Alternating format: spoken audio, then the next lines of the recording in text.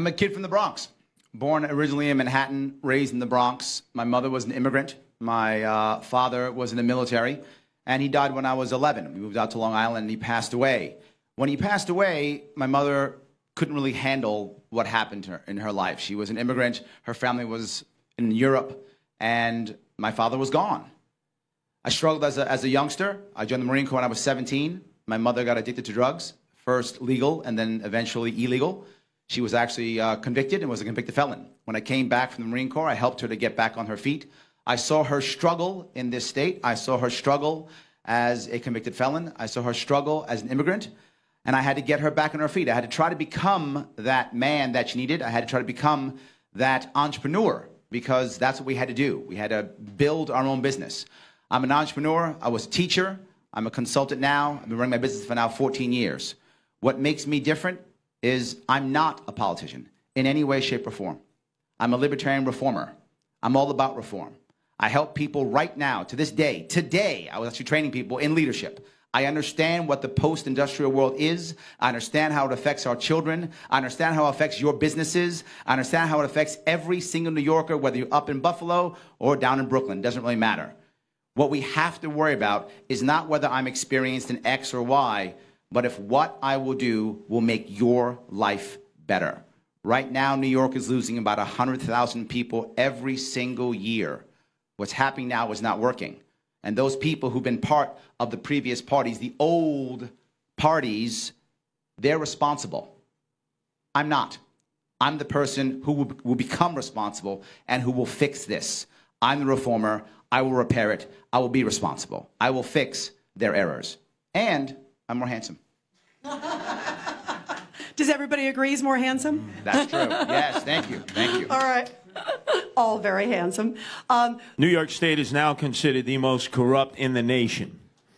We have a case that is just underway out in Nassau County against the county executive Mangano and a local leader in Oyster Bay. We have just seen the conviction of Joe Picoco, who was the aide-de-camp of Andrew Cuomo on 3 charges of corruption.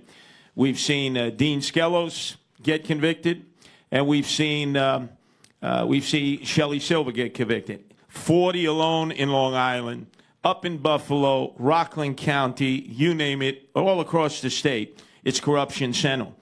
What would you do to break this cycle of corruption that has stigmatized our state, Mr. Sharpe? First thing is we have to stop being so happy that everyone's getting arrested. There's 2 parts of all these convictions. The first one is apathy. Oh, well, who cares? Another guy arrested. That's one side. Because corruption has become so commonplace that now whenever King Andrew's henchmen get arrested or get convicted, no one cares, right? That's one side. The second side is people think, yay, he's convicted, great. But what does this conviction do for us? Nothing. We don't become better, smarter, stronger. Nothing happens. We don't have more opportunity. Nothing happens better in our state when these people are convicted. We cannot then decide, you know what we'll do? We'll get tougher on crime. That's the answer, tougher on crime. We've been getting tougher on crime for years, and people are still getting convicted. Corruption hasn't gone away. All it does is it makes sure that the people who are senior still find the right ways of getting through loopholes. And we begin to focus on what is legal and not on what is ethical. The key is to focus on transparency, simplicity, simple and transparent rules and regulations on everything an elected official does. Simple and transparent will make it easy to know who's cheating. I use the example of the game Uno, right? Everyone's played the game Uno before, right? Yes, no, maybe? Yes, simple game, right? Everyone knows the game Uno, right? It's a simple game. I know that if I have a red 2 on the board, you must put either a red or a 2 on the board. Everyone knows. That's transparent. That's simple. All the rules must be that. Then we will focus on what is ethical, not what is just legal. When we focus on what's legal, the privileged have legal teams. They still win. Then we fight, fight, fight. Some of them go to jail. But then they just change the rules.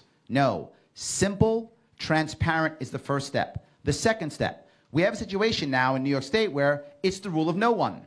Whenever there's a problem situation, it's always, let's create a panel, let's create a committee, let's create some board, let's create something. Let's create something where there is no one in the world who's actually responsible, which means you have tons of boards who simply have no actual responsibility, but they can say no. That is literally a farm for corruption. That is what it means. I can now grease your palms to get you to say yes. Grease his palms to get you to say yes. But who's actually responsible? Oh, I don't know. That's why we have the MTA. Who runs that? Is it the state? Is it the city? Is it the, I don't know who runs it. When I'm governor, I will ensure that every one of those agencies either has their teeth removed and or they are under at least one branch of the government. So someone will be responsible so that when it's wrong, they point the finger at someone. And most of the time, it will be me. And I'm okay with that. That's what I do. I remove blame and assign responsibility so we can get things done. Mr. Giambra, what would you do about the systemic corruption within the state of New York politically? Campaign finance reform. Ladies and gentlemen, the system has become corrupt and inefficient because there's just too much money in the system. When this governor is able to raise $30+ million, I can tell you from a person who's had to raise funds, and it's the most distasteful part of running for office is raising funds. But when you raise $30 million, it doesn't happen by accident. It takes a well-choreographed, well-thought-out, pay-to-play operation. And that's what's been going on in New York State for far too long. And it's not just the Democrats, my friends. It's both parties, Democrats and Republicans. They take turns being the good cop and the bad cop. They take turns taking money from both sides and doing nothing and then doing it again. So if we want to have better governance, if we want to see better results, you've got to take the special interests out of the equation. And I will be proposing a very aggressive, very deliberate campaign finance reform package that will force elected officials who are running for office to have to depend on smaller contributions, not multi-million-dollar contributions, not the LLC loophole that Governor Cuomo has talked about for 4 years, closing the loophole while he's taking all of their money while he's talking about reform. We're going to have real reform, ethics reform, and campaign finance. That's where it starts. If you want to see government that's responsive, I believe that's where it's going to start. Mr. Holland, how would you address this systemic political corruption in our state of New York? Curtis, I'm glad you used the word systemic because it needs to be uprooted. You have to dig down deep because it's a culture of corruption. Andrew Cuomo exemplifies it, but it goes beyond him. So there are 4 specific things. It starts with term limits. You have to set term limits because you have career politicians who have been there forever and they think they can do anything they want. It's a culture. It's an attitude that they bring because there's no end term to the time that they're serving there. So that's the first thing. It starts with the term limits. And then, I have to amplify what my colleague here, Joel, said about campaign finance reform. It just came out that even though it's on his website, Andrew Cuomo says, oh, I will not receive campaign contributions from those who I've appointed to state boards. He does it anyway. So it's not about an executive order. You have to work with the legislature in order to have new laws around campaign finance reform. And then third, the public authorities. New York has hundreds of public authorities that do their own thing, that they're open and there's no real firm control there. And so you have executive directors and others running these public authorities who are doing their own things without the right kinds of constraints, and that leads to further abuse. And finally, and most importantly, we have to take out Andrew Cuomo because he has taken the corruption that has been part of the culture in Albany to a whole new level. And so we've got to take out the guy at the top. He needs to be taken down so that the entire culture can be changed. Can I touch it real fast? I have a problem with this. And the problem is they're both saying, I want comprehensive package, I want comprehensive this, and that's going to fail. It constantly fails. It is in the best interest of an organization to give money to a politician. So when you make detailed rules and regulations, whatever you do, they will always find a way to get around it. They always do. The politician is never the smartest guy in the room. He always thinks he is, and he never is. The smartest guy is that lawyer to get around it, and he always will. The idea is not more campaign finance reform. It is actually less, simpler and clearer. How about no LLCs? Not close a loophole, another one will pop up. And what will happen? The little guy, who is us trying to raise money, will suffer, and the person who has lots of money and the company who has lots of lawyers, they will always win. It is not about packages and more. Plus, that's never going to get through the assembly anyway. It's a waste of time. It is clarity, simplicity, and transparency. I would rather have someone write a check for $1 million for someone, but everybody sees it and knows it, than instead of have them hide it till we find it 5 years later through 5 other loopholes that someone else has created. Simplicity and transparency. No, it sounds nice in theory, but if you don't do something to change the law, you're going to have politicians continue to try to raise as much money as possible, and it's all part of the incumbent protection plan. It's about term limits. It's about reducing the amount of money in the system. But it's also about the transparency. I agree with Larry on that. But we do need to have some new laws, and we need to have people pay attention to laws. And we need people to enforce the laws. You know, the governor talked about the Moreland Commission. He talked about ending corruption in 2010. And we saw nothing but continued corruption in the sewers of Albany. And he did nothing to stop it. So Andrew Cuomo has to take responsibility for that. Andrew Cuomo has to take responsibility for the fact that over 1 million people have left this state over the last 10 years. We educate a great number of young professionals, and then we send them off to other parts of the country to perform and to be productive. So we're going to talk about keeping our young kids here, stopping our airports from being the runway of tears where we say goodbye to our kids, never to be seen again. It's about experience. I have the experience, the credibility, and the integrity to bring new ideas and reform to this state, and I look forward to doing just that. One last question on this subject. Mr. Holland, you worked in the Pataki administration. He served 3 terms, and you would agree there was corruption in his administration. Why was that? Well, yes, Curtis. There's a culture of corruption that predates Pataki, and then it happens after Pataki. And that's why I disagree with Larry on this. That change can happen, but it takes leadership. It takes new leadership. It takes integrity. It takes vision. It takes somebody to come in and set the standard at a higher level and to push people towards that. And I am an ordained minister. I have been somebody who could have gone corporate but went to community. I've been serving in my community. I know what it means to step out and make a difference and have people follow, and that's the kind of leadership that we need to change this culture of corruption around. All right, I want to switch gears on another important topic. Yesterday, we saw the huge student walkout across the country, many students walking out here in New York State. Of course, over the deadly shooting in Parkland, where 17 people were killed, 17 students and also staff there in Parkland. Want to hear your thoughts. I have not heard really any of you talk about gun control. Where do you stand on gun control? You a little bit, but I'm going to get some more specifics out of you. Thank you. Yes. I'm a very specific person, so I'm ready for you, Larry. All right. So I want to hear some more about what your thoughts are in terms of restrictions, also in terms of background checks, and specifically also the New York State SAFE Act, which, of course, Governor Cuomo signed into law in 2013. Joel, let me start with you on that. Where do you think? Yeah, I think the SAFE Act was another one of Governor Cuomo's knee-jerk reactions to a situation. I believe in a person's right to bear arms. I have no problem with a person having a pistol or a person who wants to hunt. But I do have a real problem with some of the automatic and semi-automatic weapons that are being put on the streets right now. There's no consistency. We need a national policy. You have laws in New York State that are more restrictive than laws in Pennsylvania. So what if somebody wants to get a gun, they just go to Pennsylvania and they go to a gun show where you don't have to do a background check and you can buy just about anything you want. But I think the real issue is about mental health. We need to start thinking about how we're going to deal with people who have mental health problems.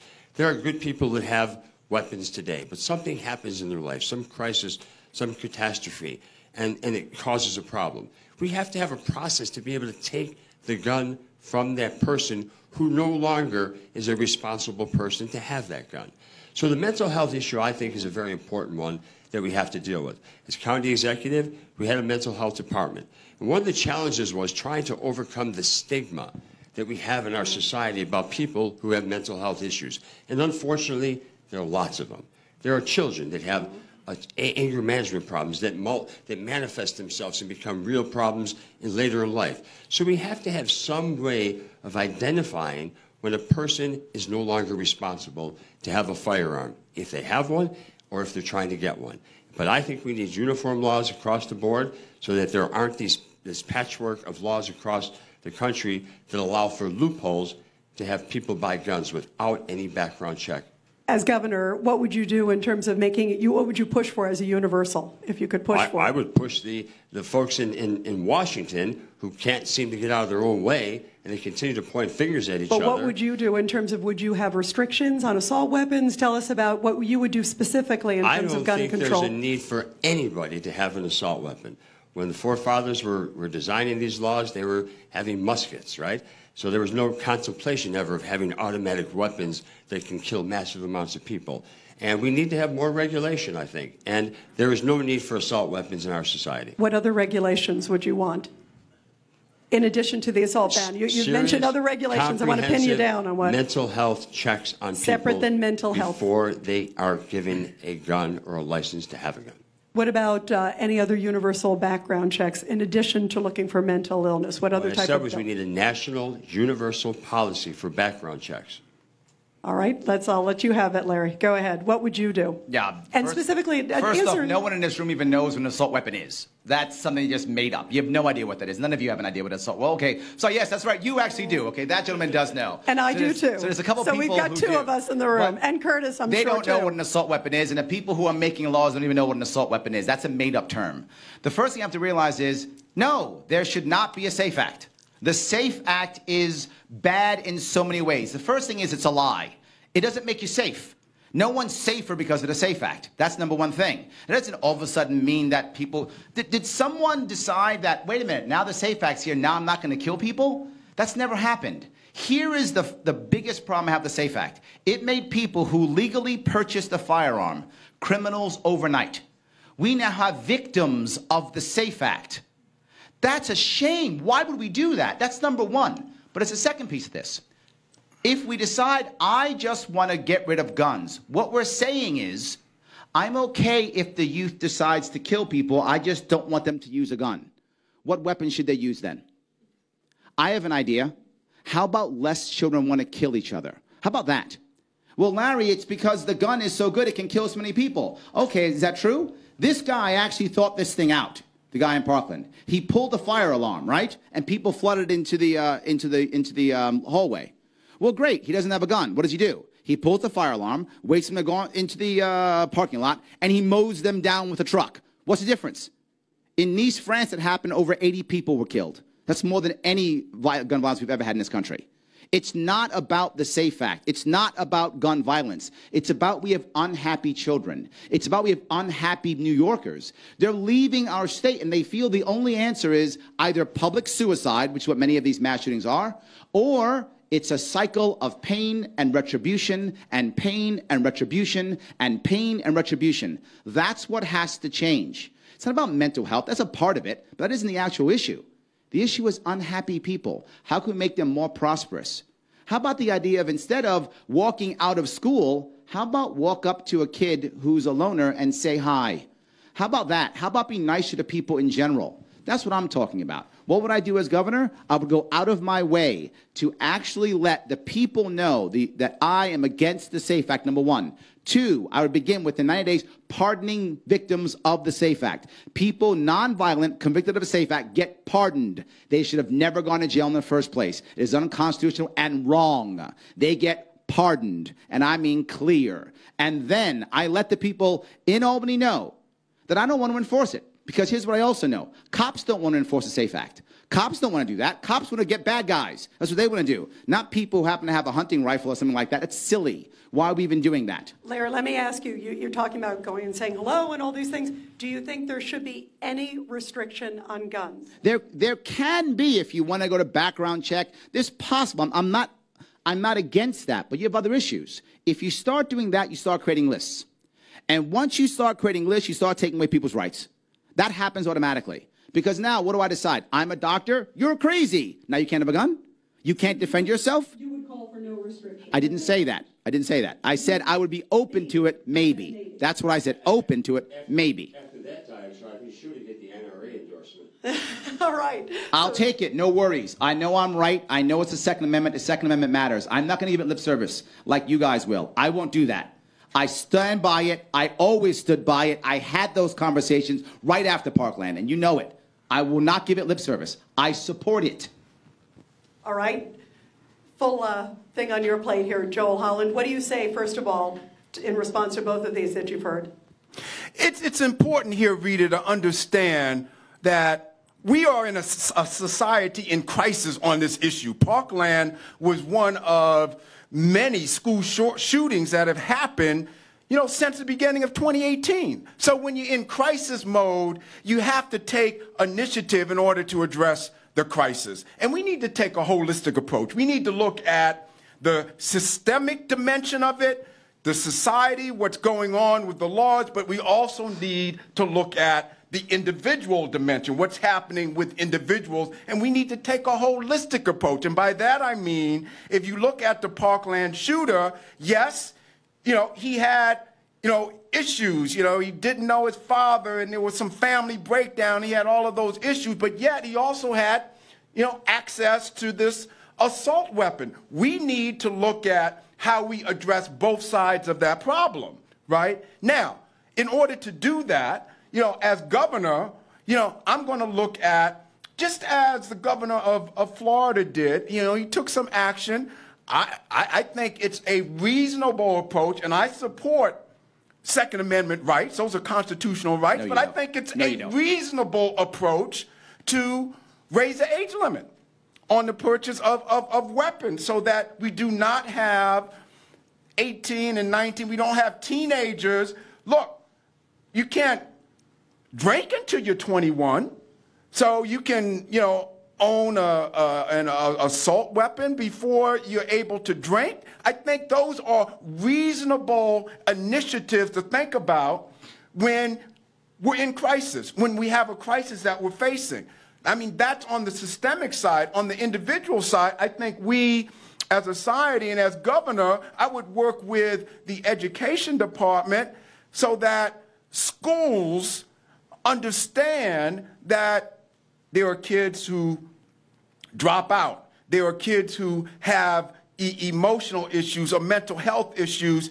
They need to understand who these kids are and that some special interventions are needed so that they don't fall through the cracks and commit these tremendous acts of violence. I mean, we know how this works. We just have to be proactive and strategic about addressing these issues so that we can get beyond the crisis. And Larry, I'll get you. I saw you wanted to react for a moment, but first, real quick, Joel, on that point, you brought up an interesting point, Joel, about raising the age limit. Would you be open? I know where Larry stands on it, but would you be open to raising the age of purchasing guns from 18 to 21? I think that's something we definitely have to consider. But right now, you can see how contentious this issue is here on the stage. It's also very contentious in Washington. What really needs to happen is we need to put our guns down for a couple of hours, both sides, and sit down at the table and figure out how to solve a very serious problem. And it's not going to be done with throwing bricks at each other or continuing to go at war with each other. We need to have some civil, thoughtful, intellectual discussion in Washington about how to solve a very serious problem. Well, that would mean lighting up the peace pipe. So our next subject is, let's start with you, Mr. Giambra, passing the spliff, puff, puff, pass. The big hot issues in both New Jersey and New York is the legalization of the recreational use of marijuana. What is your position on that? What would you do as governor about that? Well, my position is pretty clear, Curtis. For many, many years, I have believed for a long time that the prohibition of marijuana is a failed public policy. It's put many of minority kids, black and Hispanic kids, in jail, ruined their lives, their ability to find housing, their ability to find jobs unnecessarily. Marijuana, as we know now, has a very, very significant purpose for medical reasons. We know that it's had a tremendous, profound effect on helping people with pain and other kinds of medical problems. Now it's time to take the next step. Prohibition doesn't work. It's a failed public policy, as I said. And there's a way to monetize the revenues right now that are being generated in the black market economy. For the life of me, I can't understand why any elected official, be it Democrat, Republican, liberal, or conservative, would want to continue to have the black market economy thrive and prosper when those dollars could be monetized into an infrastructure program. Just yesterday, I announced a plan to monetize the revenues from marijuana. I believe that there's about $500 million a year, based on the economists that I've spoken to, that would be generated with the ending of prohibition. Those dollars can be leveraged into an infrastructure program where we can sell $12.5 billion worth of bonds over 7 years.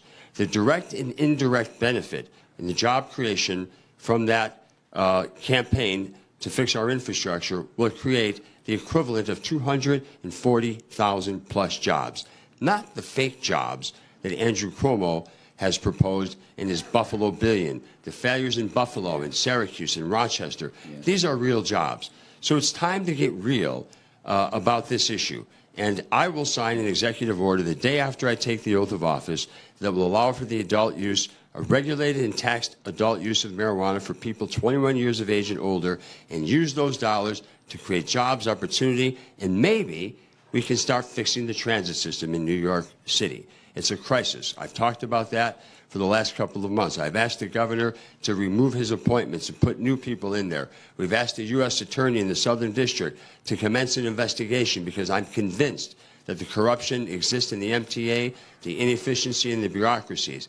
My plan could put anywhere from $3 to $5 billion on the table for the MTA. And we don't have to, and the mayor and the governor can stop fighting over congestion pricing and all these other ideas to tax people more than they need to be taxed in New York State. So I have a plan. It's a real plan. It's a plan to create jobs and opportunity. Now, Mr. Holland, if you were the governor, would you support and make it legal the recreational use of marijuana in New York State? I would not, Curtis. And I think it's important to make a distinction between the medicinal benefits of marijuana and then the recreational use of marijuana. And I come at this from my own personal context because I started and ran a homeless shelter in Harlem. I started and was on the board of a drug counseling center in Harlem, and this was back in the 80s during the crack cocaine crisis. And it's really important for us as potential leaders and as a governor of a state like New York, you know, not to rush into something and make problems worse. And the recreational use of marijuana, the jury is still out on that. I mean, there are some states who have tried it, you know, but there's some evidence that when you have recreational use and you open up the free market, that where does that use get magnified? Where does it get expanded? Well, it gets expanded in marginalized areas. And, you know, individuals who are in these areas, we already have an opioid crisis. We don't want to, you know, heap another problem on top of that. I think we need to go slow. I think we need to study. I think we need to see what's happening in other states before we then, you know, make a major decision that could make it more challenging for individuals and areas of our state that need to move beyond, you know, these kinds of issues to get stuck in it. And so I take a more deliberate, a more cautious, a more circumspect approach to this than Joel to say, you know, let's study this some more before we rush into it because it's important to do no harm. If I might, Joe, do you really think prohibition has been a successful public policy? Joe, you are so wrong on this, Joe. Well, I mean, you're just so wrong. I cannot really imagine how just I realize, let's get has this been guy. an He's effective so public wrong. policy? Listen, It's not even close. So wrong with this. I realize I'm the minority on this issue, but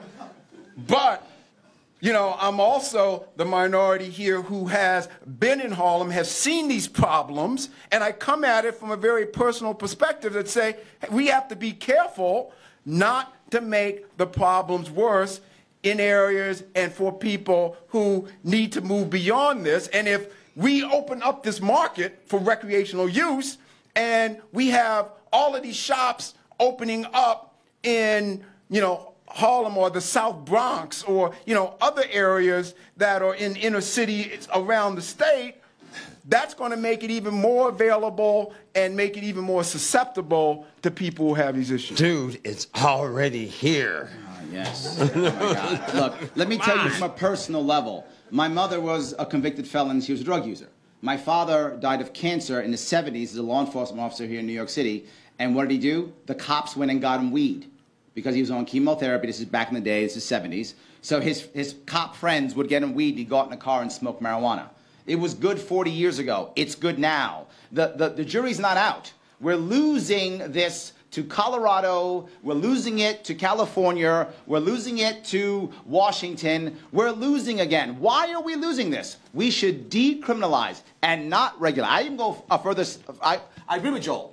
And I go further than Joel. If we start to regulate this, here's what will happen. It will be another petri dish for crony capitalism. Only the right people and the people you... No. If a farmer wants to grow any type of hemp, grow. Any type of cannabis, grow. Make it like anything else. Make it like onions. That's what I want marijuana to be like. Onions. That's it. Same taxation, same regulations, same rules. You don't want to do harm? Do no harm. I'm okay with that. Sell, be transparent, and sell open to the public. And not just that. If we regulate, we'll do something dumb. Like Massachusetts try to do. We'll say, if you're a felon, you can't be in the field. Why would we do that? They're the ones who know how to grow marijuana. They're the experts. And they can't get jobs. I want them. Right now, if you want marijuana, you can literally get on your app, press a button, and someone will drive with a bicycle to you and give you marijuana in this city. That's today. If that'll bring jobs to the South Bronx, good for Sobro. I'm good with that. If that'll bring jobs to Harlem, good for Harlem. I don't have a problem with that. Let it bring jobs. It is insane that we would think it's not going to work. We've lost cryptocurrency with our silly Bitcoin license. We're losing finance as people rush over to San Francisco because we're regulating them here in New York State and we won't allow innovation in New York State. Why are we going to now lose marijuana and cannabis? It's silly. Do no harm? I know. Let me tell you what I do know. There are over 100 Americans dying every day because of overdoses. And it's opioid. Why? These people are choosing opioids because they can't choose marijuana. They should be choosing marijuana. There are people who will be managing their pain with marijuana. How do we know that? Ask Colorado. Ask Portugal. Ask Switzerland. This is already happening. The idea that we will be backward in any way, shape, or form in New York State is embarrassing. Decriminalize marijuana. Make it like onions. By the way, on the opioid crisis, obviously it's a scourge on society. And there's studies that are coming out now are pretty clear that cannabis, marijuana, might be the most effective way in which to wean somebody off of heroin or opioid addiction. 100%. Great. All right. Got a lot of topics to hit. Something that's been in the news in the last 24 hours especially is Herman Bell. The convicted cop killer. And he has just been granted parole by New York State, has been there for decades behind bars, says he's a changed man. The parole board has granted the parole, and there are a number of groups, including Mike Long of the Conservative Party and a number of others who are pleading now with Governor Cuomo to see if there's something he can do, if he can fire the parole board, step in some capacity. I want to ask each of you, do you think that Herman Bell should be paroled? Do you think that Governor Cuomo should step in? And also, there are a number of these groups that we have seen that are many view as anti-police. They certainly have had a lot of strong rhetoric. One of them is Black Lives Matter. And I want to get your thoughts on Black Lives Matter as well. So first, your thoughts on the conviction, the governor, and also Black Lives Matter. Larry, let me get you to start. Sure. If he's no longer a threat to society and the parole board said he can get out, I'm fine with that. I don't think the governor should step in and pick winners and losers and decide to punish someone because of that. I think it is what it is. I don't have a strong opinion on it, to be forward with you. He killed cops. He could kill anybody. I don't see a cop life more or less important. I respect cops, but they're just citizens like everyone else. If the man did his time and it's time to get out and the parole board says so, I'm okay with it. It's not a big deal to me, to be forward with you. I know it may sound crazy to some of you. I'm not that concerned. You don't see a difference between a police officer and an average citizen? I do not. They are citizens. Police are us, right? They are us. They enforce the laws that we decide. Police are us. Police aren't better or worse. They're citizens. And if a citizen is killed, the person should pay the price for it. If the parole board says they can get out, they can get out. People who kill any other individual, regardless of who it is, that person should not be treated special because of the person they killed. They took a life, right? That life is important to that family, regardless of whether the person wears blue or not. So, no difference. Your thoughts on Black Lives Matter and some of the rhetoric we've heard from groups like them? They're free to do what they feel is appropriate as a group. Enjoy. I don't think they support me, but First Amendment rights are awesome. As much as I support the Second Amendment, I also support the First, so good luck to them. You don't have any problem with the rhetoric, the rhetoric? There's worse rhetoric out there. All right. Joe Holland, your thoughts? I disagree that the same standard should be used for, police officers, average citizens. Police officers take their lives in their hands every day. So do Marines. Yeah, I understand that, but in this situation with Herman Bell, I don't know all of the issues that the parole board went through in deciding that he was now free. I think after 50 years. I mean, it's many, many years that he was, behind bars. But if they took into account that, yes, this was somebody who, did kill police officers and had done what he needed to do to rehabilitate, then the parole board should not be second guessed on it by the governor. I would agree with that, as long as they're having a higher standard that they're abiding, because he did take out police officers.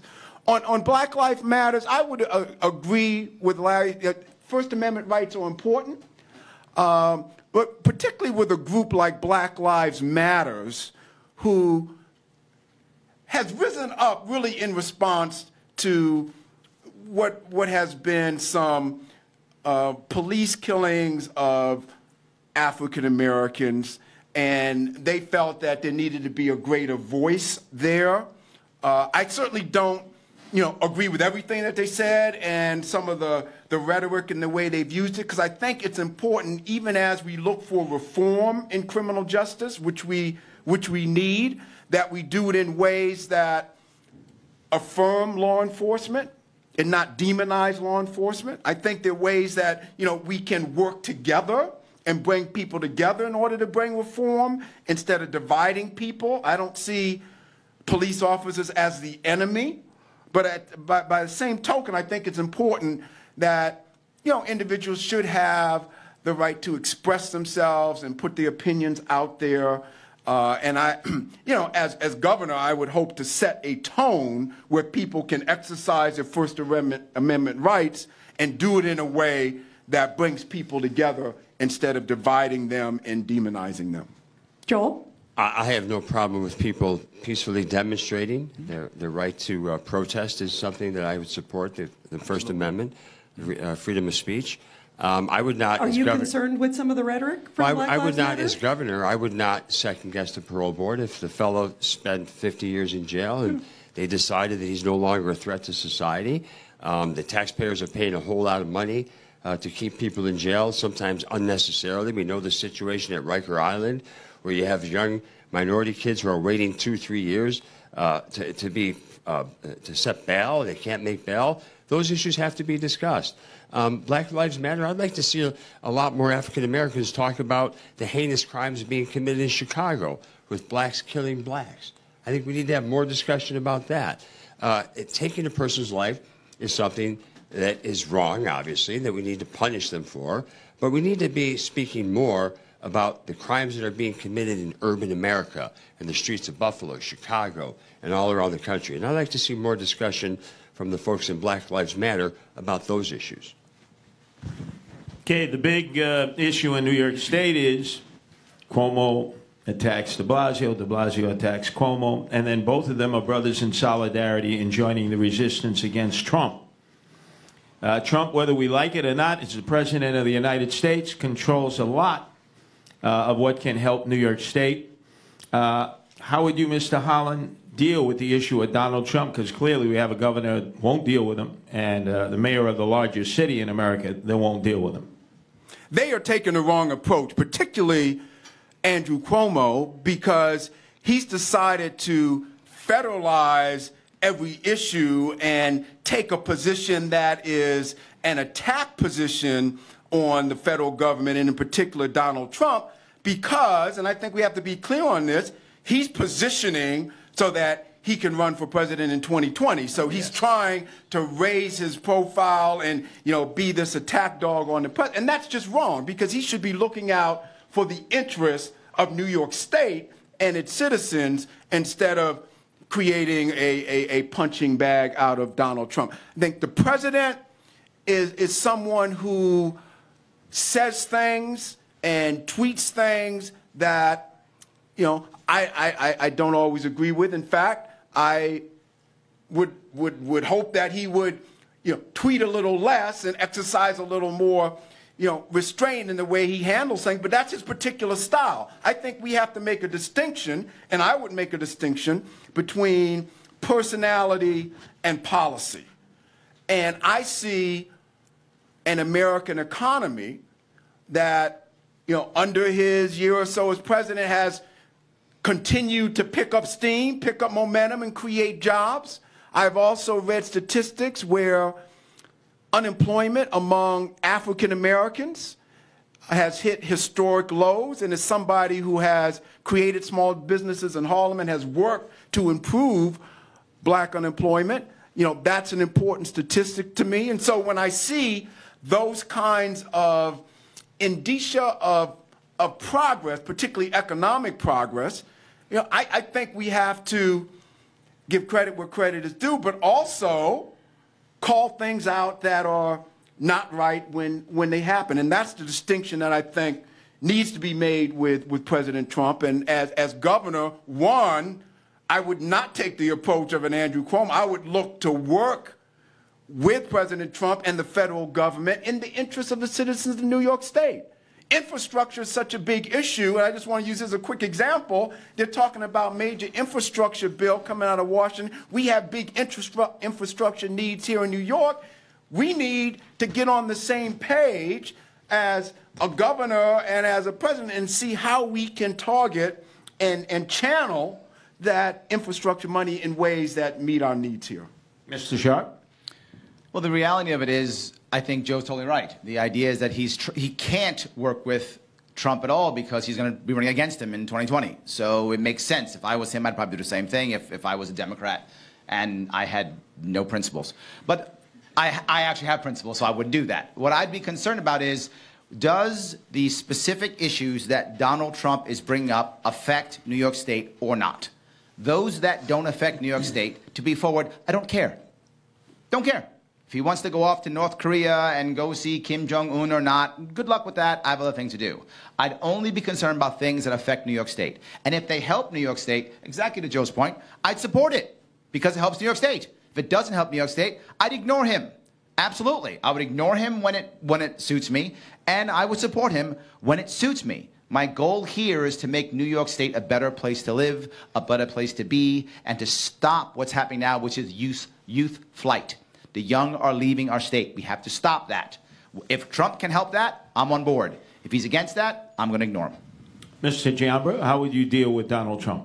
Well, let me deal with the first piece of that, Curtis. And you talked about the governor and Bill de Blasio. It's kind of interesting that these two progressives, liberals, they call them progressives now, are fighting over who's going to be more liberal than Patty Hearst. They're fighting for this gold medal about who's going to be the most liberal, while the crisis is happening in the MTA, while the housing crisis exists in public housing in New York City, these two guys every day get up in the morning, they must figure out and try to think about, how can I hurt the other guy? And it's obscene, it's bizarre. It's like two kids in a playground trying to one-up each other. It's wrong, it has to stop. And in regards to the president, one of the reasons why the Republican Party wouldn't even give me the time of day, if you will, is because last year, or 2 years ago now, when I was asked about Donald Trump, I made a comment that I said I thought he was crazy. And he's worked really hard over the last year and a half to prove me right. Mm-hmm. And that's really unfortunate. If I'm elected governor, I'll work with the president. He's the president of the United States. I respect the office. But it's hard to respect the man who every day, you know, this tweeting, maybe they should just take his phone away. That might help a lot.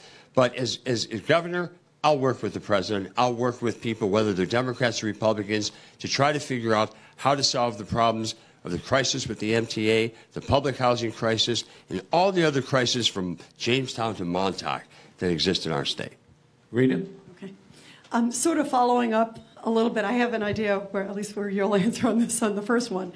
Want to pin you down, and I don't want any of you to say, oh, the jury's still out, or I don't like to give grades. I'd like all of you to give a grade to 3 people, and we'll start with what grade would you give to President Trump? Right now? Yep, right now. D. A D. I would not go that low based on the performance of the American economy and some of the ramifications of that. And so, yeah, I would put him more in the B minus C plus range. B minus C plus. Mm-hmm. All right, Larry. Larry's eyes are popping out. I can't believe you'd even go to a B. I can't believe you'd go there. I said B minus. Wow. Joel, I'm going to be polite like you were and go D. All right, so we've got 2 Ds and a B minus C plus. Next one, Governor Cuomo. Oh, you want to give a little? Well, yeah, little? running the right, running the government in the White House like a reality show needs to stop. Yes. Do you agree, Joe? You know, I agree, but as I said earlier, the American economy is creating jobs and black unemployment is at historic lows. So I think we can't, throw out the baby with the bathwater here. I think we have to be incisive about what's going wrong, what's not going wrong, what may be going a little right, and make some assessments based on that. All right, Joel, how about Governor Cuomo? What grade? D minus. You're on these Ds, all right. It's been a failure. He's been a failure all the way around. All right, Larry? I'm going to be nice and go D minus, but I might go F. And I think the way you look at F is we have about a $170 billion budget, give or take, and Florida has more people than we have, and theirs is about $85 billion. So we have double the budget, yet people are leaving our state and going into Florida. Florida is where our people are going. So they're voting with their feet. Clearly, people enjoy Florida more than New York. It's obvious. It's been obvious for the past 10 years, right? So that's clearly happening. But on top of that, we've got, in most counties, we've got 1/3 of our population on Medicaid, 1/3 of our population on Medicare. This is unsustainable. And his answer is always things like this. Oh, this tough, and he laments about how tough tough decisions we have to make. He's been in charge for 7 years. At what point is it his responsibility? So are you sticking with an F? F or D? Yeah, Joe, you're more polite than I am. I got to go F. All right. I got to go F. All right. Joe, what would you give him? Yeah, I have no second thoughts about going F on on Governor Cuomo. I mean, the overriding fact of this election season is that Andrew Cuomo has failed as governor. Yes. And I want to give one example because I've been traveling around the state and I've been up in the southern tier, Binghamton. I've been talking to people up there. And the governor has taken this anti-fracking position where we have to understand there's economic decline. People are leaving. Over 1 million people have left during his 8 years because there's no jobs. People are going elsewhere. Just south of the border from Binghamton in Pennsylvania, where they're allowing fracking, the economy is booming. There are lots of jobs. There's economic development. And I think we have to understand that hydraulic fracking is to the energy business what microchips has been to the computer business. It's a clean, safe way of bringing natural gas out. And we have this Marcellus Shale upstate that estimates say that 75 to 100 cubic square feet of recoverable natural gas, enough for 70 years of consumption for New York consumers, can be brought out of the ground. And this governor, because he caters to the environmentalist lobby, has refused to do that. And to me, that gives him a real big F. We need jobs and not some kind of political, liberal inclination. We need jobs. Let me go back to the last one, third person, Mayor de Blasio, because as Curtis talked about, you'll have to work with local officials and national officials. What grade would you give him, Joel? I think he's worse than Cuomo, so I have to go F. All right, so you're getting an F out of you. All right. Yeah. All right. What would you give him, Joe? You know, I would give him a D.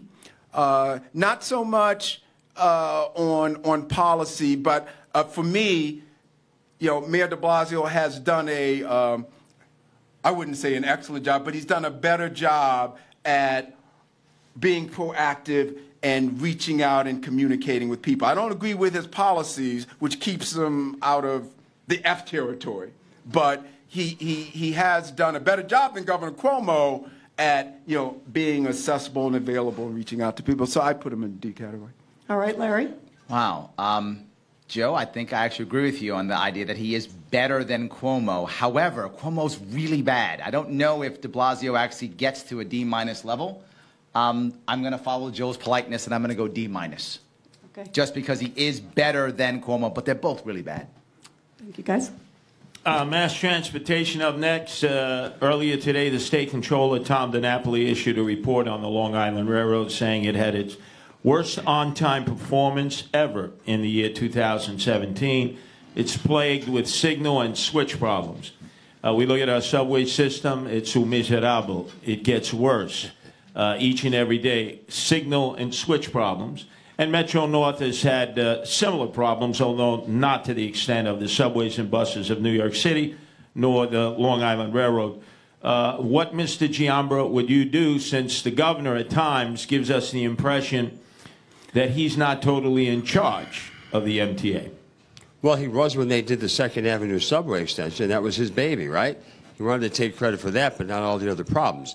It is the governor's responsibility. I called, as I said earlier, for the U.S. Attorney to launch an investigation. I believe that the corruption is rampant within the MTA. The stories that I've seen, the studies I've heard about, to do a mile of track in New York City with the MTA, it costs $2.5 billion with a B. To do a mile of track in the rest of the real world, not just this country, but in Europe, it's about $450 million. The average construction worker in the tunnel makes $110 an hour, and if you work weekends or overtime, it's $400 an hour. It's obscene. We need some sort of control board, federal oversight to manage the MTA. It needs billions of dollars worth of work. As I said, I have a plan that can generate somewhere between $4 and $5 billion to help with the signals and to get the trains to run on time and stop the place from crumbling. We have a plan for that. But you need some sort of federal oversight, because putting more money into that system right now is like throwing money into a black hole. We need to fix the problems. We need to restructure the organization. Maybe we need to look at privatization. But the way it's working right now is inefficient, ineffective, and I believe criminal. Mr. Sharpe, what would you do about the MTA as governor? So let's make federal oversight. That'll fix it. That will never fix it. It'll just be just as bad. So let's put more money into a broken system. That's the right answer. No. The answer is to starve the beast. That is the answer. Starve the beast and open it up to anything brand new. I don't have to know what that new thing is, but what I've got to do is say, what else can we do? Is it Lyft? Is it Uber? Is it some kind of specialized road? Is it privatization? Who wants to make something brand new happen? If you want to actually reform, it's not about raising money and throwing more money at this bad system. It'll just get worse. How do I know this? They found out recently, you might have seen this in the news, there was a youngster, an intern, who found out a mistake that was made decades ago is what is now breaking our signal problem today. It was an intern who figured this out. All the money we threw at it, it was an intern. What we are lacking is innovation. What we are lacking is initiative. What we're lacking is new ideas. What we're lacking is actual vision. All we're saying is, you know what we need to do? Let's build more stuff.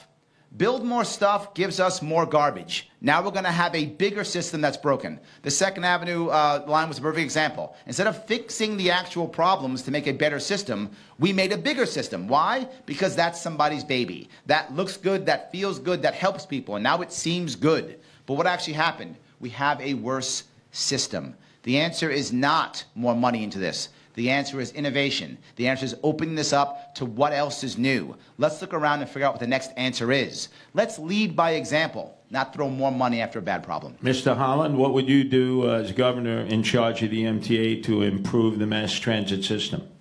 The answer is leadership, not top-down leadership is what we have, and which is why there's been such problems, because top-down you put these political appointees and cronies and friends, and they don't know what they're doing, or they're not doing it in, and I like Larry's word about a visionary and an innovative and a cost-effective way, but you just can't leave the subway system and start talking about Uber and Lyft. You got to fix the subway system, but you got to do that. No, you got to, yes. No, people are doing it now. Ask the youth. They're not using the subway. They're using Lyft. They're using these systems now. They won't use the subway. It's already happening. It's happening now. We have to fix the subway system, and the way you do that is by investing wisely and strategically more money. with bottom-up leadership that's accountable to the grassroots, so that you're actually getting results, and without the kind of economic exploitation that Joel referred to, where you're just paying more money. That can shift if you have a different kind of leadership that is accountable to the people on the ground. I'm talking about having people, local businessmen and people who are in the neighborhood saying, okay, we can get involved and we can help shape the problems and the answers to it. So it's a philosophical change that we need to bring that emphasizes bottom-up leadership instead of top-down. If you can set that structure. But we have to have someone responsible, though. We have to have someone that has to be clear. The governor is responsible for the MTA, or the mayor's responsible for the MTA. No ifs, no ands, no buts. Clear responsibility. All right, when New York City almost went bankrupt, when Abe Beame was the mayor, and Gerald Ford said, drop dead, we're not bailing you out. In order to put Humpty Dumpty back together again, we had to cede a lot of local decision-making to the state. That was part of the agreement. Part of that is on an idea like congestion pricing that would affect New York City. It's really the state that has to determine that. Can't determine that in New York City, not the mayor, not the city council. So you mentioned Uber, Lyft. Mm-hmm. Obviously, that would impact on them, congestion pricing. That has been a proposal made by the governor in order to raise money for the MTA. Would you be in agreement with that? There is no way in the world I would decide to punish the private market to pay for public transportation. That is so backward, I can't believe how backward that even concept is. Of course not. Of course not. Localization is the right answer, period. I don't know why the state's even making this decision. This should be done on a local level. Localized transportation should be decided based upon the local principalities, the local counties, the local townships, unless they ask for help. If they ask for help, no problem. If they say, big bad government, give us help, okay, they ask for it. If they don't know, let it be local. Why in the world would I punish people who are being innovative so I can go back to an old failing system? It's exactly the wrong answer, no. Mr. Giamma, as governor, would you cede back decision-making to the city of New York and give up what the state oversees? It's not a matter of ceding representation. I think, Curtis, it's about working together, trying to figure out how to solve the problem. This governor allowed Uber and Lyft to come into New York City and the surrounding areas of upstate New York. They bought their way in fair and square. Uber and Lyft paid millions and millions of dollars to get the right to operate in this city in upstate New York. Now, what did it do? It exacerbated the problem.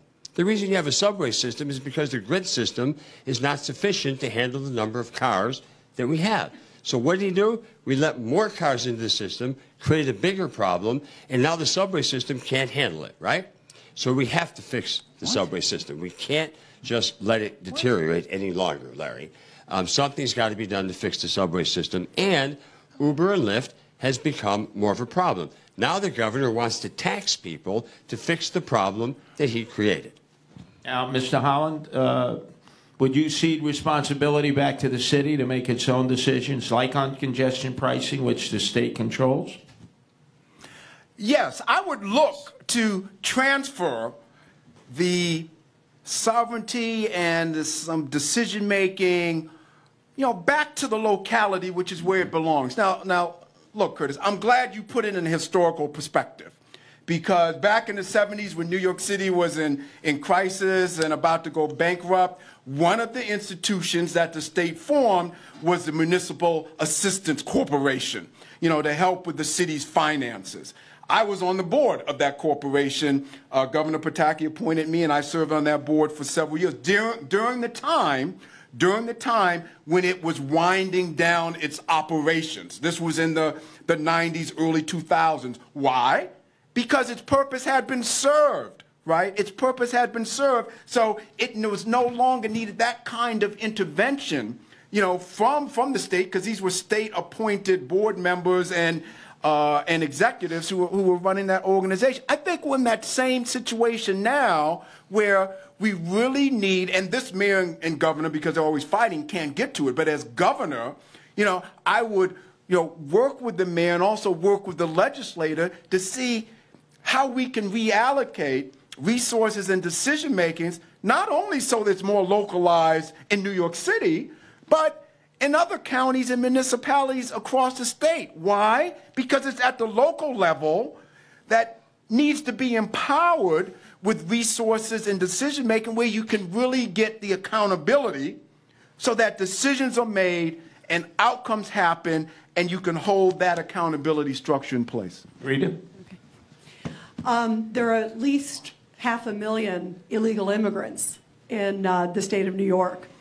And I want to get all of your thoughts on sanctuary cities, and would you cooperate with ICE? Joel? Yeah, I think that something has to be done with DACA. Obviously, you can't be sending, young kids back and their parents back. It's crazy. It's bizarre. We've got to sit down and figure out how to make this work. My grandparents came here in a very legal way. The folks who came here illegally and have raised children, those children deserve a right to stay here, and they don't need to be separated from their parents. So you've got to sit down and figure out how to make it work. What about sanctuary cities specifically? I have no problem with the sanctuary city. You support that? Yes. What about ICE? If they come knocking on your door and they say, hey, we want to round up, what do you think on ICE? Well, I don't think ICE should be going to people's houses and taking their kids and their parents away from each other. Something's got to be done to sit down and figure out how to make this work. And we shouldn't trade DACA for some wall. I mean, that's bizarre.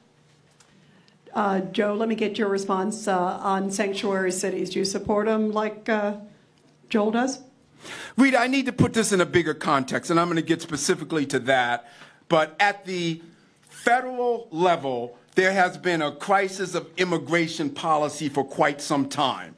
And the House and the Senate have been trying to get together with the president. Never happened under Bush, didn't happen under Obama.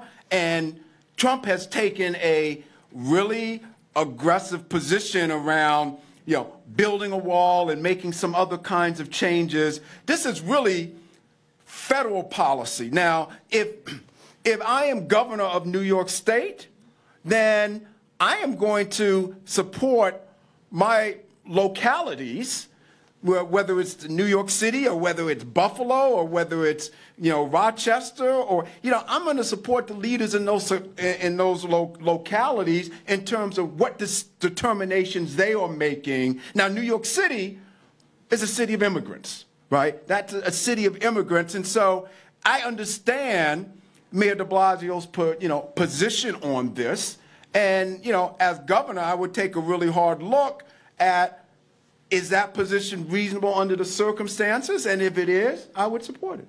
What about the role of ICE? Once again, that's a federal agency, and they're charged in doing their job.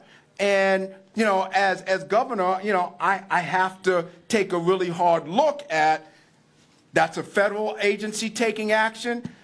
These are localities in my state, and figure out where to strike the balance there. I don't think there's a general approach that I can give you now. I'd have to look at it city by city, policy by policy as governor. And Larry, how do you feel about sanctuary cities? We actually don't have an immigration problem. We have an immigration, it's not a problem, it's a symptom. The problem is we have a welfare state and we have a labor problem. Those two problems together create the immigration symptom. So we have to repair those so that we will no longer have an immigration problem. Until we repair those, then why in the world would I be someone who would say a local township, a local county shouldn't have, why should I mess with their migrant workers? Doesn't make any sense to me. I said I like localization, I respect localization, and I would let that happen. I would let local communities decide. Do the farmers need migrant workers who happen to be illegal to keep their farms? I'm not going to be the guy who goes there and stops that. Does New York City need migrant workers or illegal immigrants to run their restaurants? I'm not going to be the guy to stop that, no. I'm instead going to deal with policies that will make our youth be more willing to actually take those jobs, particularly at 16, 17 years old, by changing our education system, and stop the welfare state so none of these people are getting any of our taxpayer money. I stop those two things, you will see the illegal immigration go away. But until that happens, local. So state, no state resources will support ICE in any way, shape, or form. If local municipalities have an immigration problem and they want to support ICE, go on with your bad self. No problem. Go ahead, support it. If your local county says, no, we need them, then they do not have to support ICE at all. All right, if I can, it's about 8 o'clock. We have about 20 more minutes. I want to open it up to questions from the audience. So if anybody has a question for any of our three candidates who are part of our debate, if you could line up here, and I'll give you the microphone, and you can ask, and then we'll take it from there. Yes, ma'am. Hi. It was a lively debate, for sure. My question is about education. There seems to be a disparity between the money that's being allocated to New York City, and there's constant going back and forth with these two mayors. What would you do about that?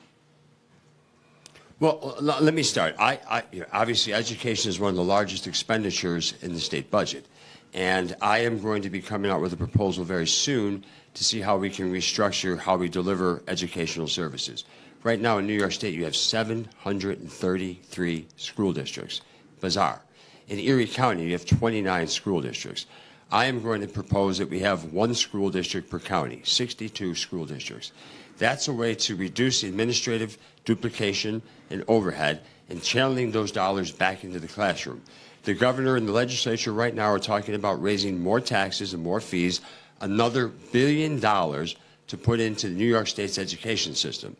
Every year, we raise new taxes, new fees, and throw more money at the problem. The result, lower test scores. So there is no correlation between more money and better outcomes. Yes. We need to change the outcomes, and we need to restructure the school system, and I would start with eliminating the redundant, inefficient levels of school districts we have across the state. I would take a grassroots approach. It's important to understand, and I made this point earlier, bottom-up leadership is always better than the top-down. I'm on the board of a charter school in the South Bronx, a Family Life Academy charter school, and that charter school is outperforming in terms of test scores and other academic statistics the other schools in the area, the regular public schools in the area. we need to look at, as an educational policy, what works and channel the resources to support those programs, those schools, those initiatives that are working so that our kids are getting a better education. I know on the board that, yeah, there are people, there are parents, there are teachers, there are businessmen, all from that area, and they are holding the teachers, the principals, the others who work in the schools to a very strict, hard accountability. I think that's the way that we're going to get better results and better outcomes, whether it's in a charter school environment or in a public school environment. But we have to empower those who are there, working with our students with the kind of resources as well as the leadership so that there's an accountability so that we can get to the outcomes. The Board of Regents is a disaster. That in itself should be the disbanded, all the teeth removed immediately. Not just that, the entire education system has to be completely revamped. We don't even know what a good outcome is. We think a good outcome is someone tests well. Who cares if you test well? There's no correlation between that whatsoever. We've decided Common Core is the right answer for everyone. What a disaster that is.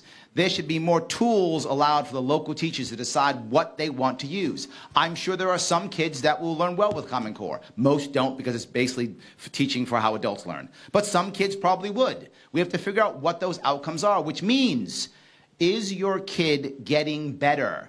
Is the family satisfied and happy? Why in the world do we even have K through 12 anymore? This is an anachronism. It should be a K through 10. Why in the world do we already in the school my daughter got in, by the time she's 17, 18 years old, she's going to be taking college courses, right? In Syracuse, in Rochester, they've got CTE, which people are already doing. There's a lot of kids who should not be studying chemistry and AP history when they're 16, 17. They're spending their last 2 years smoking marijuana and playing video games. We're wasting their youth. We're wasting their energy. I agree totally with Joe, bottom up. I'm okay with 62 or 700. I don't really care, to tell you the truth. The centralized control about our education system has to be broken. The concept of what is success, which is teaching to test, must be broken. Then we'll talk about anything else. Okay, I'm going to need the candidates to truncate your answers, truncate your questions, because we have a number of people here, and we've got to start closing it up soon. Well, I had 2 questions, but now I have to listen to Curtis. Which one should I? I have a question. Given that all of the candidates have mentioned the notion of brain drain, the idea that people are leaving the state because of the inefficiencies that the current government in the state poses, and the high tax rates that they do, and we don't even really get anything back, what do you think of the notion that negative externalities are the thing that should be taxed, i.e. land, not property per se? The notion that you should tax the unimproved value of land rather than the improved value because it discourages improvements. It's a notion that was Yeah, you got to keep it brief. I'm sorry. Why don't we start? Beautiful. I'm not a fan of immediate tax cuts. I know people think, well, wait a minute, you must. I'm not. I'm a fan of reducing spending. I don't want to all of a sudden decide that I'm going to have less tax on the land today, and then I'll get you on gas tax, or I'll get you on payroll tax, I'll get you someplace else. I've got to reduce spending, which means actual revenue raisers, not taxes. That's what Governor Cuomo says. He means taxes. I mean ways of raising money outside of that. And on top of that, you said people are leaving our state. Leaving our state because there's no opportunity. That's the issue. We've got to create more opportunity and more vision. All right. More opportunity, more vision. Mr. Holland? Well, there are 2 reasons, people. It's over taxation, over regulation on businesses, as well as overspending and people while leaving. But getting to your point, I think it's important to fix the relationship between state government and localities. One way to do it may be to look at ways where we can reduce the tax burden on these localities. Medicaid reform is something that we need because that increases the tax burden. Your idea may be something to look at as well, but we definitely need to reduce the tax burden locally. Mr. Giamma? We obviously have to reduce spending and restructure, reduce taxes. Local property taxes in New York State are 42 to 45% higher than the national average. So it's no wonder the cities of Buffalo and Syracuse and Rochester are suffering because you can't afford to do business with the taxes and regulations, as Joe talked about. We've got to stop doing that. It's counterproductive. We're losing too many young people to too many other places in this country. Okay, next question. I'll make it simple. What's your policy is going to be on criminal justice reform? That is a major issue, not only in New York State, but nationally. We need to reduce what's called mass incarceration, and we need to look at it from both sides. The nonviolent drug offenders, we need to change the mandatory minimum sentencing for those people so that, we can reduce the pipeline. But on the other side, we need to prepare better those who are the returning citizens. And one program that I've worked with as a Cornell Board of Trustees is called the Cornell Prison Education Program, which actually goes into correctional facilities and gives college courses in order to prepare people. Mr. Jamber? Yeah, obviously we need reform in the criminal justice system and the correctional system. It's not working. But this is an opportunity when you do adult use of marijuana. We can get some of those kids out of jail that shouldn't have been there in the first place, Joe. All right. Mr. Sharpe? I'm going to start the Office of the Pardon right away, and I'll begin pardoning people within 90 days. I will begin pardoning people who are nonviolent criminals for possession of drugs. That is not a crime, should not be a crime. It will be pardoned. I will get them out of jail, and I will begin that within 90 days. On top of that, bail reform. We have to have bail reform. And last, we have to have what's called a community reform unit. It's similar to the Humvee program in Massachusetts, and it means people of similar communities are jailed together so they can learn from each other's mistakes, they can fix each other, and get back into their community. Oh, hello, I'm from the town of Ramapo in Rockland County. A number of burning issues up there. One of the most potent is the fact that there are a large number of private religious schools that are not teaching the required state curriculum and yet continue to receive significant levels of funding from local school boards as well as the state. And Cuomo won't do anything about it. So I'm asking you, would any of you feel comfortable highlighting that issue, championing that issue, and as governor, stopping the flow of state and local funds away from our public schools to private religious schools that are not teaching the state curriculum and they're focusing only on religious studies, aware of the fact that you will probably lose the vote of those religious communities who tend to vote together, but also aware of the fact that Cuomo was already getting that vote, so you're not going to get it anyway. Would you feel comfortable championing that issue and stopping the flow of state and local funds from public schools to private schools that are not teaching the state curriculum? Very quickly, just to simplify that, it's the battle between the Orthodox Jewish community and the secular community that they live in. And the ultra-Orthodox. Right, okay. Mr. Sharpe? I actually don't know the issue very well. I'm open to looking at it, but I don't know the issue very well. Mr. Holland? It is very important to make sure our educational dollars are being used fairly and are being spread evenly. And I'm somewhat familiar with the issue in Rockland County, and it is something that, I am, open to look at to make sure there is a fair and even distribution of resources so that education is happening in the right way for all our kids. Mr. Jamber? I'm not exactly sure with that particular situation that you refer to, but I can tell you this, that I think we need to put more competition into educating our kids. And I look at Milwaukee and see the great success they've had with parental choice and vouchers. It's something we need to look at here in New York State, instilling more competition into the educational system and taking programs like Milwaukee, where it's worked, and try them here. We have to be bold enough and brave enough to try something different. Yes. Hi, my name is Sharon Nelson. I'm CEO of Civically Reengaged Women. Here's a gift for you. April 10th is National Pay Equity Day, and I wanted to know, what is your position on women getting equal pay, and how are you prepared to demonstrate this on April 10th? Thank you. Demonstrate on April 10th. Well, I don't think there should be discrimination in any way, shape, or form in our society. So there should be equal pay. Women should make the same amount of money that a man makes in the same job. There's no doubt about it. And what are you prepared to do on April 10th? What would you like me to do on April 10th? Let me see what I got going on April 10th. I'll tell you. What do I got going on April 10th? I don't even know. I agree with... Right. I agree with Joe's statement on that, that any kind of form of discrimination is wrong. And I am a New York City resident, so I will check my schedule April 10th and see what the agenda is and see how I can be supported. Mr. Sharpe? I think I'm upstate New York April 10th, so maybe I'll do a video. It's everywhere. There we go. Yeah. Maybe I'll do a video. I've got my video team here. Maybe we'll do a video. There we go. We'll do a video.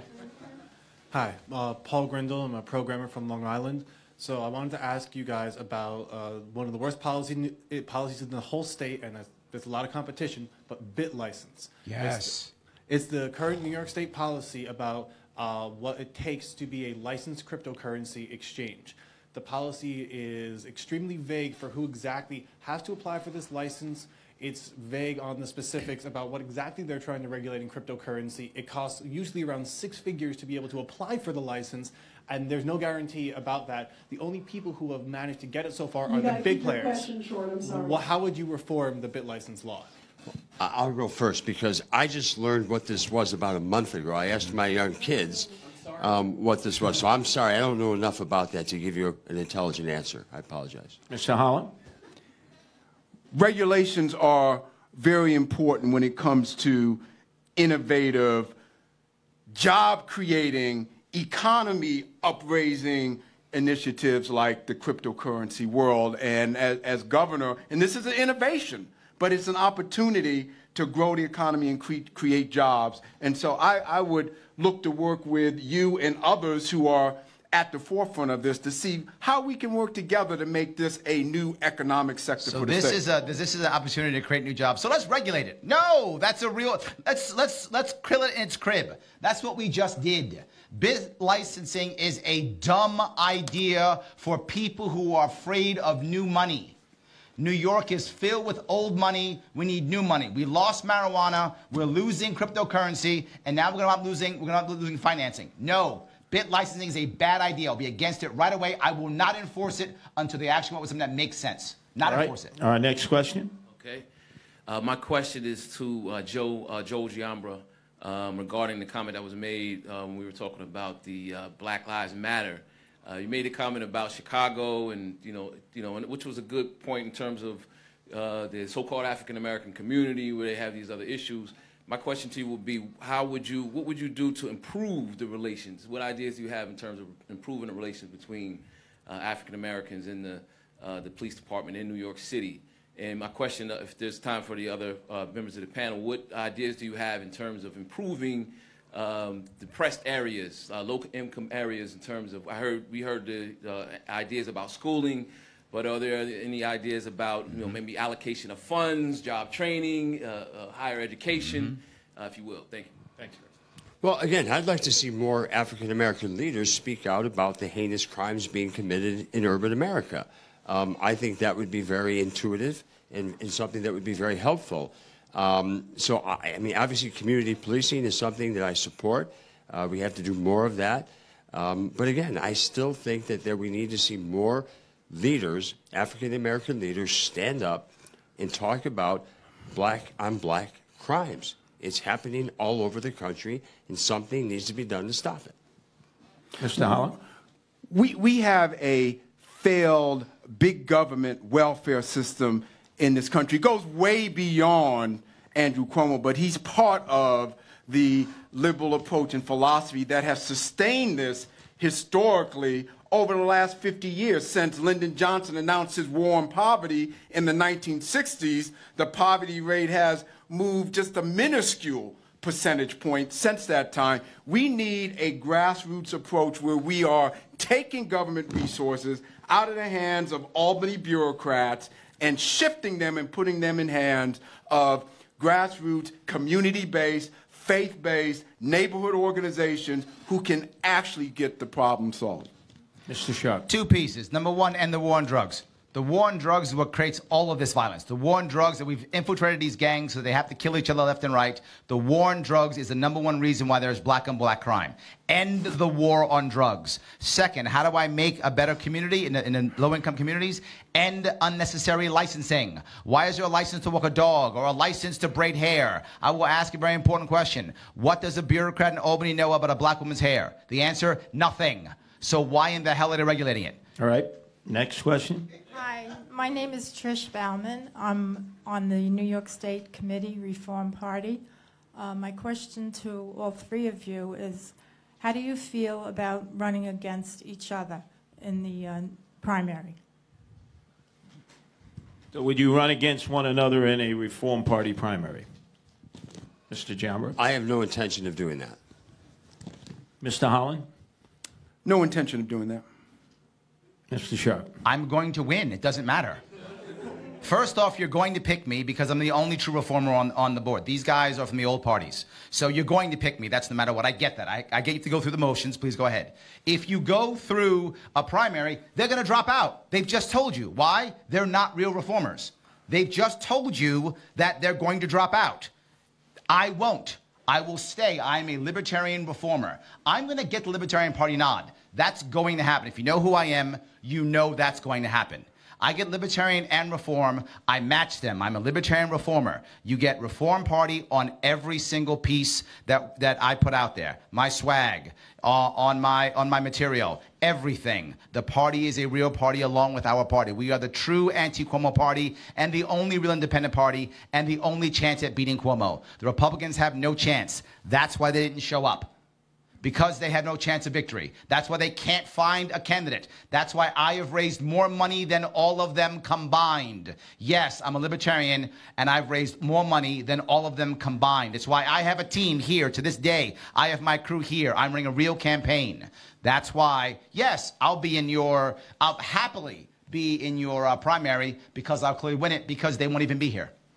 I want to thank all three of you for coming here tonight. I think all three of you did a great job. And not only you have a lot more gumption than the other three guys running, but it appears you have a lot more intelligence as well. So thank you, all three of you. Mr. Holland, I know that you're also seeking the Republican nomination. Mr. Sharpe, as you mentioned, you're also seeking the Libertarian nomination. So my question for both of you is, if somehow you don't get the nomination of the other parties that you're seeking and you are the nominee of the Reform Party, would you continue to run aggressively? And Mr. Giambra, I know that you've already indicated that you're solely seeking the Reform Party nomination at this point.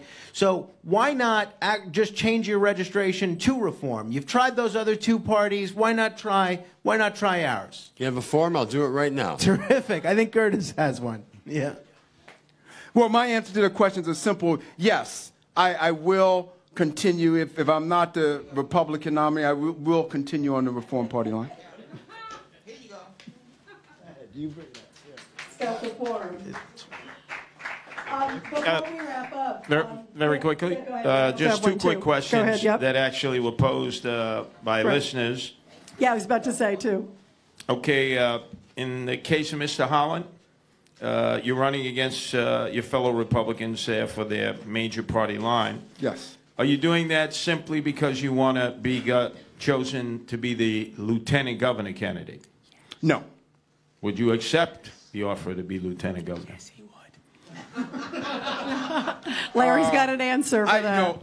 Larry, I don't know if you was trying to read my mind. I read it. I did. No, you're absolutely wrong. You're absolutely wrong. I'm running for governor because I believe that, and I talked about my unique profile before, I'm able to maintain a strong base of support upstate and get crossover votes if I'm Democrats in New York City, and I can do that as governor. But if they offered you the lieutenant governor line, would you accept it if you didn't obviously win the nomination? And, at this point, I am running for governor, Curtis. I have not made any final decisions about what I'm going to do and what I'm going to do. But at this point, I am running for governor, and I'm not accepting any other line. And then I've the already been final approached question that for was it, sent and I've in already said no. I've already been approached for it, and I've already said no. Was Mr. Giambra, people said that you supported Andrew Cuomo the last time around, raised money for him. Are you just a spoiler for Andrew Cuomo this time to siphon votes away from what could be an anti-Cuomo wave? As I said earlier, Curtis, my dad was a professional fighter, and the reason he never fought for the title and he beat the 2 world champs is because he wouldn't take a dive. His son will never take a dive. Rita? Yeah, we also, on air, asked listeners for questions, too. And I want to, in addition to the ones that Curtis got, we just have one other, and it's something that we haven't brought up yet. Which was interesting, so I want to make sure we get to this one. And I was surprised when we put it out. We had a lot of questions about your positions about abortion rights, pro-life, all those different issues. That's something we haven't really talked about. You talked about religious schools, but we didn't kind of get into that issue. This is from Walt from Brooklyn, who listens to Curtis and Cosby every day. He's an avid fan. And it comes on the heels, it's an interesting question, because it comes on the heels of Governor Cuomo and his statement that got a lot of heat when he made a comment and he said that New York State, there's really no place for extremists, he called them. And he talked about those with, about guns and a number of others. And he also lumped in opponents of abortion in that, saying that they essentially have no place in New York State, those who are against abortion and abortion rights, rather. How do you differ than Cuomo? Where do you stand on it? And what do you make of that statement? Well, let me say, as of this moment, I am a Republican who supports a woman's right to choose, and I am a Republican who believes that gay people should be allowed to get married. And tomorrow, I'll be a Reform Party member who believes those two same things. Joe? I am an ordained minister with a biblical worldview on those issues. I think it's important to be sensitive to people's rights and where they are, but I have to characterize my view as pro-life.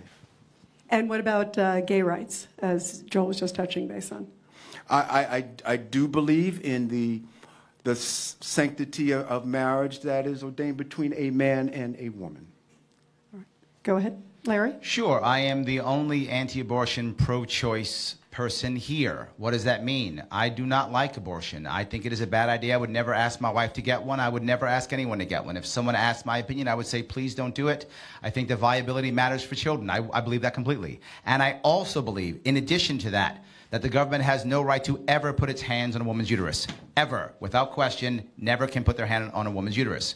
So what does that mean? As a governor, I have to be someone who will create an environment to where there can be less abortions without government interference. What does that mean? That means things like easier adoption. I'm adopted. I understand how that works. I want it to be easier adoption. I want there to be things such as someone who can get birth control at the drugstore without a prescription, or the actual pharmacist decides to give that prescription. I want to create an environment to where people aren't rushing here to get abortions, to instead people are choosing to not get abortions. When it comes to gay rights, what consenting adults do with each other is not my business, period.